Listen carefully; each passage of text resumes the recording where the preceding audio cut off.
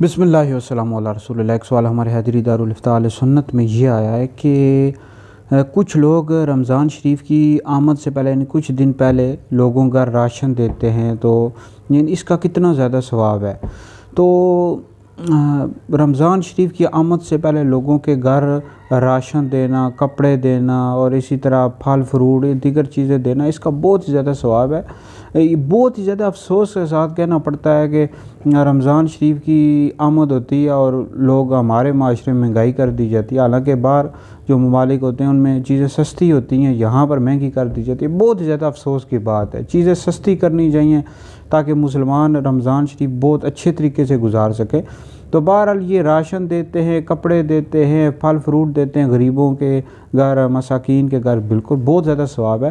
ترمذی شریف کی ایک حدیث مبارکہ کا مفہوم ہے، نبی پاک علیہ الصلوۃ والسلام نے ارشاد فرمایا جو مسلمان کسی بھوکے کو کھانا کھلائے اللہ تعالیٰ اس سے جنت کے پھل کھلائے گا۔